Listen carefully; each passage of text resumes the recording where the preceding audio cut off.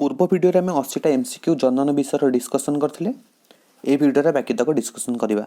तो प्रथम क्वेश्चन अछि क्वेश्चन नंबर 81 डिंबाणुर निजस्व प्लाज्मा झिल्ली चारिपटे जोना पेलिसोडा नामक एक डैश थाए। तो जोना पेलिसोडाटा प्लाज्मा झिल्ली चारिपटे सेटा कोन बोली से पचारछि।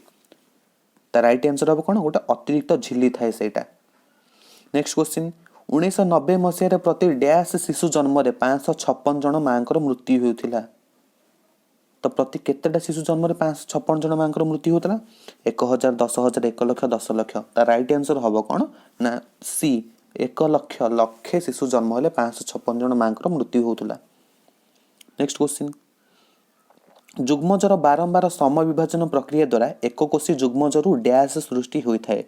ता राइट आंसर हबो कोन ऑप्शन सी बहुकोशी ब्लास्टुला सब सृष्टि होता है।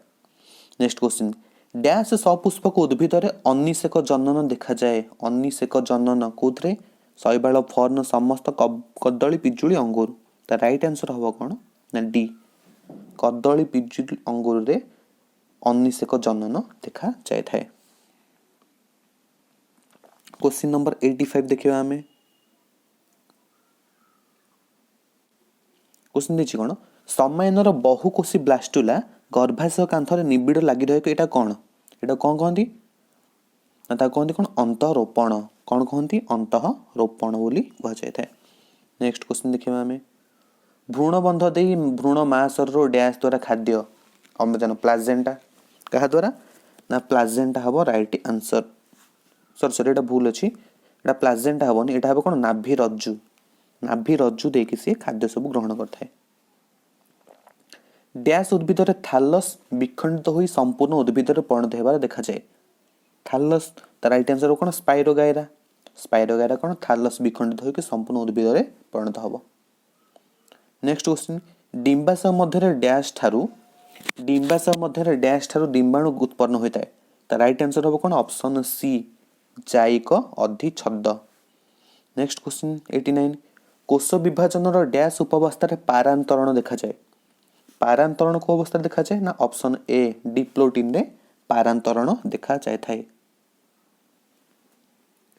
19 डैश जीव क्षेत्र रे दुई विभाजन अनुप्रस्थ पृष्ठ रे संपादित होता है। ता राइट आंसर हबो कोन ऑप्शन सी पारामेसियम कोन हबो ना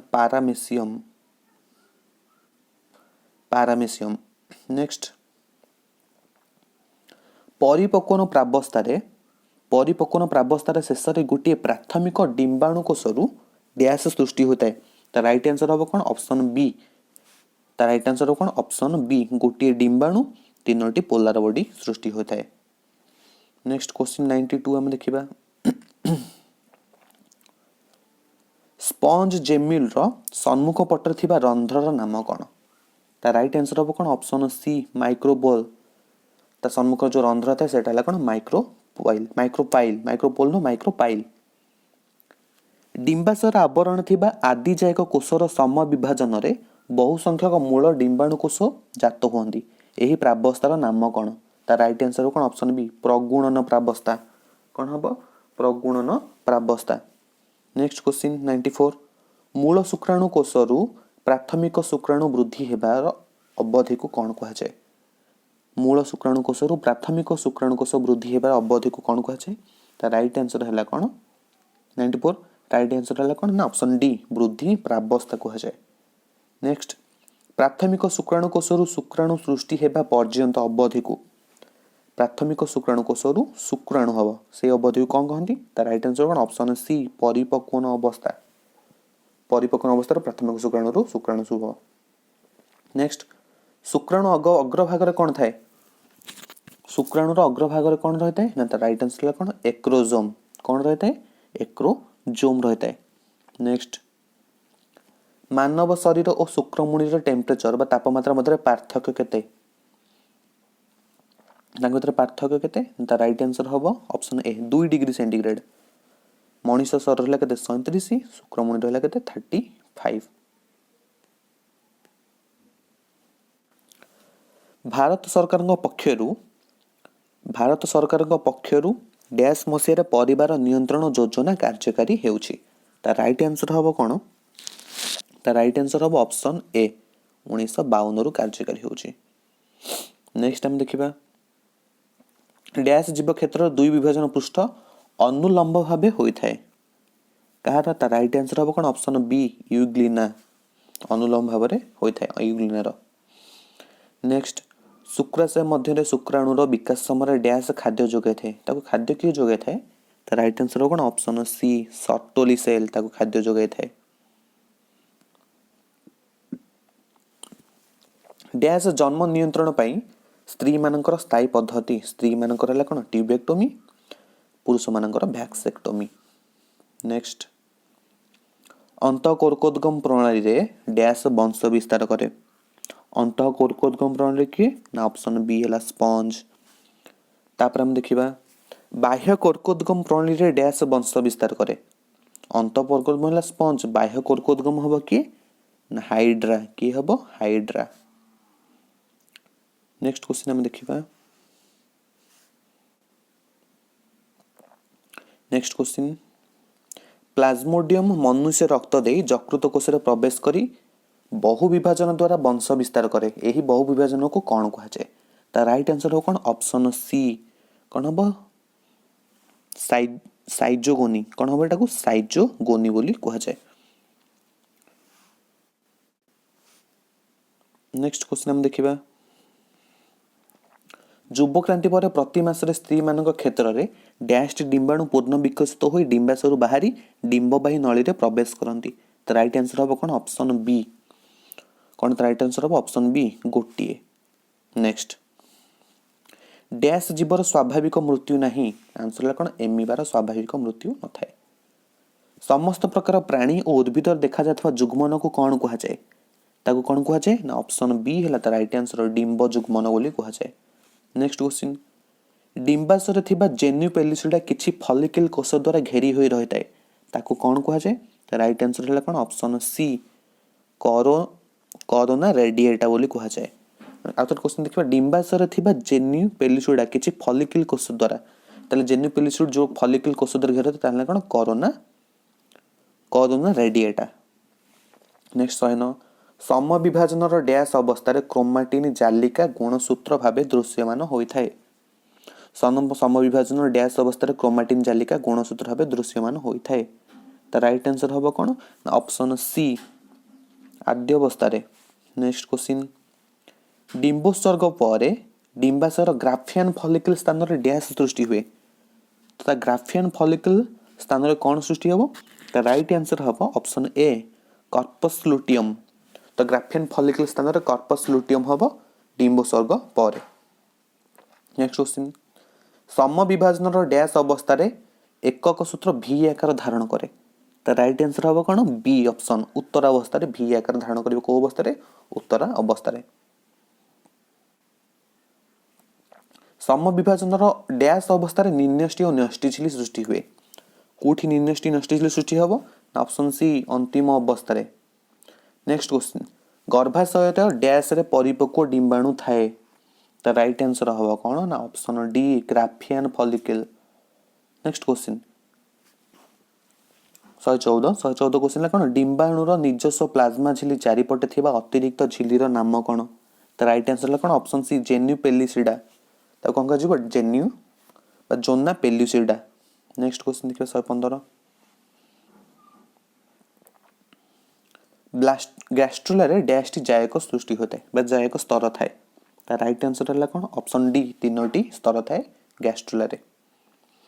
नेक्स्ट क्वेश्चन हम देखिबा कूटपाद एमिबा कर्षिका तो कूटपाद कौन एमिबा कर्षिका कौन हम ता राइट आंसर हम कौन ना ऑप्शन सी हाइड्रा रो कर्षिका थाए एमिबार कूटपाद थाए चलन कर थाए।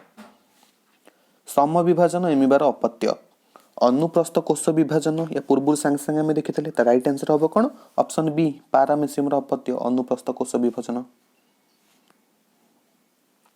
Amoeba sporulation hydra amoeba sporulation hydra हम कौन ता राइट आंसर कौन बाह्य कोर्कोद्गम। नेक्स्ट हम कौन स्पंज प्रतिकूल अवस्था जेम्यूल एमिबार प्रतिकूल परिवेश कौन हम एमिबा प्रतिकूल परिवेश क्या द्वारा करता ना कोष्ठिका गठन करता है सी।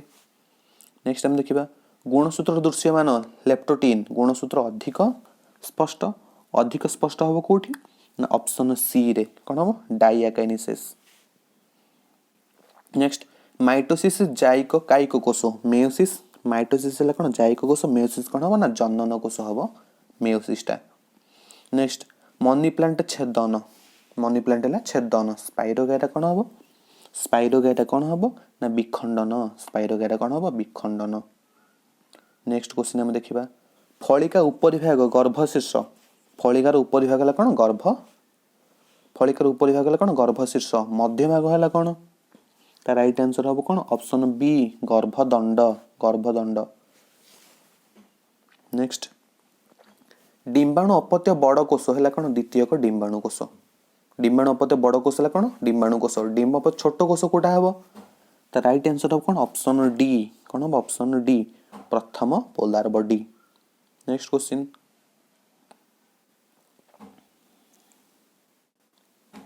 परिवार नियोजन योजना 1952 जातीय स्वास्थ्य मिशन सेटा केबे द राइट आंसर हम कौन ना ऑप्शन ए 2005 जातीय स्वास्थ्य योजना होतला मिशन। नेक्स्ट क्वेश्चन एमिबार द्वि विभाजन 30 मिनिट रे हबो हाइड्रार कोर्कोदगम केते समय लागिवो तो कोर्कोदगम को लागे केते ना 48 रु 96 घंटा 30 मिनिट रे द्वि विभाजन 48 रु 46 घंटा बा 2 रु 4 दिन हाइड्रार कोर्कोदगम। नेक्स्ट मातृकोष 2n मातृकोष ला कोन 2n फुलर परागरेणु केवल n हबो आंसर। नेक्स्ट मनीष 23 मक्का माने कोन 23 जोड़ा गुणसूत्र मक्कार केते जोड़ा गुणसूत्र हबो मक्कार ला कोन ना 10 जोड़ा बा 20 टा 20 टी बा 10 जोड़ा। नेक्स्ट हम देखिबा 129 नंबर जुग्मक n जुग्मज कोन हबो जुग्मक n रे जुग्मज ऑटोमेटिकली कोन हो जिवो 2n। नेक्स्ट शैवाल कबक असम जुग्मन अन्य सब उद्भिद प्राणी कोन मनुष्य उद्भिद प्राणी कोन हो जिवो ऑप्शन बी डिंब जुग्मन सम जुग्मन लिखिबो डिंब जुग्मन। नेक्स्ट 131 पु जुग्मक छोट गतिशील और सक्रिय स्त्री जुग्मक कोन हबो स्त्री जुग्मक स्थिरता कंपलसरी हबो तले कोन हबो त आंसर बड्ड निष्क्रिय और स्थिर स्थिर निष्क्रिय और बड्ड भी हबो एटा बड्ड आकार रो निष्क्रिय और से स्थिर भी। नेक्स्ट 32 देखिबा जुग्मज जनन आद्य पर्याय सम विभाजन जुग्मज जनन आद्य पर्याय है कोन सम विभाजन शेष पर्यायटा कोन शेष पर्याय कोन अर्ध विभाजन होता है। नेक्स्ट देखिबा हमें सम विभाजन दुईटी अपत्य कोष अर्ध विभाजन केतेटा हबो सम विभाजन दुईटा अर्ध विभाजन रे केतेटा हबो ना चारिटा हबो अन्य के सब बेले सम विभाजन दुईटा हबो माने गोटे रु जोड़े हबो अर्ध विभाजन गोटे रु चारटा हबो। नेक्स्ट लेप्टोटीन हैला आपुंजन डिप्लोटीन कोन लेप्टोटीन हैला कोन आपुंजन डिप्लोटीन कोन हबो डिप्लोटीन हबो कोन ऑप्शन सी पारांतरण हबो। नेक्स्ट सम विभाजन कायिक कोष आद्य जायिक कोष क्वेश्चन बोधे ना ठीक अछि नेछि सम विभाजन कायिक कोष आद्य जायिक कोष परक मातृकोष से अर्ध विभाजन कोठी होछि अर्ध विभाजन कोन हबो ना अपत्य कोष डिंब कोष सटल एटा हबो अछि इति जनन कोषर जुग्मक जननर शेष पर्याय जनन कोषर हबो आ जुग्मक जननर शेष पर्याय रे होय थाय। नेक्स्ट क्वेश्चन देखिबा 136 बीजाणु दुई विभाजन स्पाइरोगाइटा बीजाणु हैला दुई विभाजन स्पाइरोगाइटा कोन हबो ना ऑप्शन ए बहु विभाजन। नेक्स्ट क्वेश्चन देखिबा आद्य अदा हैला कोन रूपांतरित कांड अमरपुई हैला कोन पत्र। नेक्स्ट हम देखिबा स्पाइरोगाइटा विखंडन मनी प्लांट आ बाक्स गछ सेटा कोन हबो ना छेदन हम खंडे छेदी कि नै कोन एटा माटी लगे देले कोन एटा नूतन नूतन गछ होई जाउची। नेक्स्ट क्वेश्चन कखारु अमृतभंडा एक लिंगी फूल मंदार हैला कोन ना दुई लिंगी मंदार कोन हबो ना दुई लिंगी हबो। नेक्स्ट हम देखिबा 140 क्वेश्चन अछि कोन ना जुग्मज हैला 2n भ्रूणपोष मन को सब बेले हबो कोन 3n भ्रूण मंजी डिंबाशय भ्रूणटा हैला कोन मंजी रे परिणत हबो डिंबाशय हबो कोन ना फल रे परिणत हबो। नेक्स्ट क्वेश्चन हम देखिबा अनुप्रस्थ दुई विभाजन एटा ला कोन पैरामेसियम अनुदैर्घ्य दुई विभाजन एटा कोन हबो देखिबा हमें आउ देखो अनुप्रस्थ दुई विभाजन है कौन पारामेसियम अनुदैर्घ्य दुई विभाजन है कौन यूग्लिना ताले अनुप्रस्थ हेले दुई विभाजन पारामेसियम अनुदैर्घ्य हेले कौन हम यूग्लिना मन को इंपोर्टेंट क्वेश्चन इंपोर्टेंट आ तो मैं कहूँ अनुप्रस्थ दुई विभाजन है कौन पारामेसियम दुई विभाजन देखा बाकी अनुप्रस्थ अनुप्रस्थ अनुदैर्घ्य देखा कौटी यूग्लिना रे नेक्स्ट क्वेश्चन स्पोरुलेशन है एमिबा साइजोगुनी है कौन स्पोरुलेशन एमिबा साइजोगुनी हम कौटी ना यहाँ हम कौन 29 डी प्लाज्मोडियम स्पोरोजाइट रे देखा कौन साइजोगोनी नेक्स्ट क्वेश्चन बाह्य कर्कोद्गम है हाइड्रा यहाँ भी गोटे इंपोर्टेंट क्वेश्चन बाह्य कर्कोद्गम है हाइड्रा अंत कर्कोद्गम हम कौन स्पंज बाह्य हम हाइड्रा रे अंत कर्कोद्गम हम स्पंज रे नेक्स्ट क्वेश्चन साधारण गर्भ है कौन अंतरोपण गर्भाशय मध्य रे आस्थानिक गर्भ कौन हम राइट आंसर हम अंतरोपण डिंबवाही नली रे नेक्स्ट क्वेश्चन हम देखिए 146 पुरुष बंध्याकरण है वैक्सेक्टोमी स्त्री बंध्याकरण हम ट्यूबेक्टोमी नेक्स्ट कौन हम देखिए क्वेश्चन गर्भ निरोधक बटिका हार्मोन पद्धति कपर टी है कौन अंत गर्भाशय पद्धति हार्मोन पद्धति गर्भ निरोधक बटिका कपर टी धारण है कौन अंत गर्भाशय पद्धति नेक्स्ट क्वेश्चन समायन कहले कौन बुझ तो सबुठ इजी क्वेश्चन समायन है कौन डिंबाणु सहित शुक्राणुर मिलन दुईटी समजुग्मक हेनी असमजुग्मक हेनी लिंगी अलिंग जनन हेनी डिंबाणु सह शुक्राणु जदि था पु जुग्मक सहित स्त्री जुग्मक से कारण पु जुग्मक पु जुग्मक शुक्राणु स्त्री जुग्मक है डिंबाणु नेक्स्ट टाइम देखिबा उद्भिद रे देखा जाथबा अंगीय जननर मुख्यतः कौन कौन उद्भिद रे सब कौन कौन देखा जाए ता राइट आंसर हबो ऑप्शन सी कौन हबो ऑप्शन सी विखंडन छेदन कलमीकरण एटा सब देखा जाय थाए नेक्स्ट 150 एक जीवंत कोष किंबा जीवंत टिश्यू को स्वतंत्र भाव प्रस्तुत जीवाणु मुक्त पोषक मध्य वृद्धि कराई एक प्रतिरूप उद्भिद सृष्टि करिया पर्यंत समस्त कोषीय गठन को कौन कह जाए तो राइट आंसर हम कौन ना ऑप्शन सी टिश्यू पोषण आउ थे देख मुझे टिश्यू पोषण कौन एक जीवंत जीवकोष किंबा जीवंत टिश्यू को स्वतंत्र भाव प्रस्तुत जीवाणु मुक्त पोषक मध्य वृद्धि कराई एक प्रतिरूप उद्भिद सृष्टि पर्यंत कोषीय गठन को कौन कहते टिश्यू पोषण कौन कहते टिश्यू पोषण बोली कह जाए नेक्स्ट क्वेश्चन हम देखिबा चारा उद्भिद गुड़ी को नियंत्रित अवस्था रे वृद्धि करा गले तार संपूर्ण उद्भिद रे परिवर्तित हुए यही प्रक्रिया को कौन कह जाए चारा उद्भिद गुड़ी को नियंत्रित अवस्था रे वृद्धि करा गले ता संपूर्ण उद्भिद रे परिवर्तित हुए ताको कौन कह जाए ता राइट आंसर हबो कौन ना सूक्ष्म वंश विस्तार कौन हबो सूक्ष्म वंश विस्तार नेक्स्ट क्वेश्चन 152 जाइगोटिन ने पिता माता ठारो आसीथिबा सदृश गुणसूत्र परस्पर को आकृष्ट होंती लंबा भाव जोड़ी रहती से अवस्था को कौन कहती ताले को अवस्था रे लंबा होके सब जोड़ी होके रहती को अवस्था रे ता राइट आंसर हबो कौन ना ऑप्शन सी कौन हबो ऑप्शन सी एटा हम आपुंजन बोली कहती लागी लागी गले पाखक लागी लागी गले एटा सब आपुंजन बोली कह जाए नेक्स्ट क्वेश्चन डिप्लोटिन ने गुणसूत्र गुड़िक केवल केतक बिंदु रे परस्पर लागी रही अन्य अंश रे पृथक होइथांती ए मिलन स्थल को कौन कहती तांको जो मिलन स्थल को कौन कहती ता राइट आंसर हबो कौन ता राइट आंसर हबो ऑप्शन सी कायजम से जो मिलके लागी रहती जो बिंदुटा एठला कौन कायजम कायजम सेटा नेक्स्ट क्वेश्चन जीव अबिकल नकल जीव आउथरे कहूँ जीव अबिकल निज पर जीव सृष्टि करिया को कौन कहती निज पर एक जीव सृष्टि करिवो अबिकल ता राइट आंसर हबो कौन ऑप्शन ए जनन नेक्स्ट टिश्यू पोषण पद्धति रे उत्पन्न प्रारंभिक टिश्यू समूह को सामग्रिक भाव कौन कहती ताको सामग्रिक भाव कौन कहती ना ऑप्शन डी हवा राइट आंसर कालस बोली कहती नेक्स्ट क्वेश्चन हम देखिबा शेष क्वेश्चन एटा प्राक शुक्राणु कोषरु शुक्राणु हेबा पर्यंत समस्त प्रक्रिया को गोटे प्राक शुक्राणु रु पूर्व में डिस्कशन से प्राक शुक्राणु रु गोटे शुक्राणु हबो ताको कौन कहती ना से प्रक्रिया को कहती स्पर्मियोजेनेसिस ताको स्पर्मियोजेनेसिस बोली कह जाय थाए।